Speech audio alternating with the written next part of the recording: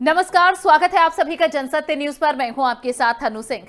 नेपाल में साल 2015 में आए भूकंप के बाद ये अटकलें लगाई जा रही थी कि दुनिया की सबसे ऊंची पर्वत चोटी माउंट एवरेस्ट की ऊंचाई घट गई है। अब ऐसी सारी अटकलों पर विराम लग गया है, क्योंकि माउंट एवरेस्ट की ऊंचाई पिछली बार के मुकाबले 86 सेंटीमीटर बढ़ गई है। देखिए खास रिपोर्ट। बढ़ गई माउंट एवरेस्ट की ऊंचाई। क्या आपने कभी सुना है कि पहाड़ों की भी ऊंचाई बढ़ती है? यकीन नहीं हो रहा ना? हम आज इस रहस्य से पर्दा उठाएंगे। दरअसल दुनिया की सबसे ऊंची चोटी माउंट एवरेस्ट की ऊंचाई अब थोड़ी ज्यादा हो गई है। हालांकि ऊंचाई में ज्यादा अंतर नहीं आया है, लेकिन इस कहानी में अभी काफी कुछ बचा है। विशेषज्ञों की माने तो ये लंबाई एवरेस्ट की कहानी का अंत नहीं है।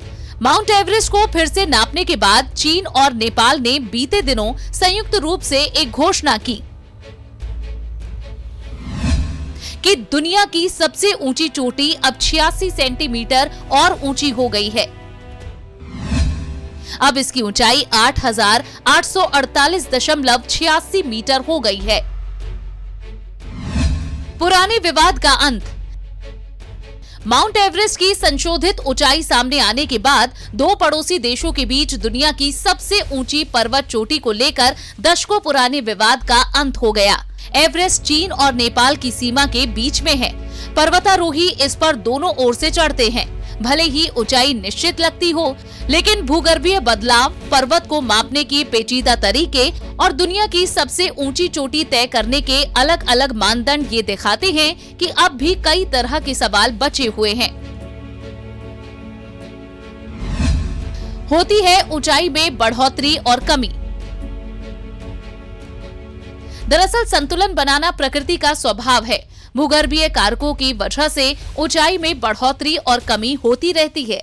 टेक्टोनिक प्लेटों की गतिविधि की वजह से पर्वत की ऊंचाई धीरे धीरे बढ़ सकती है और भूकंप से इसकी ऊंचाई कम भी हो सकती है।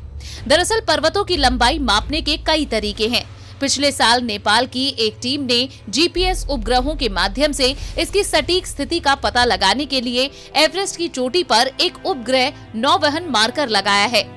भारत और नेपाल के बीच दशकों से एवरेस्ट की ऊंचाई को लेकर विवाद रहा है, जिस पर अब विराम लग गया। Bureau report, Jansatya news.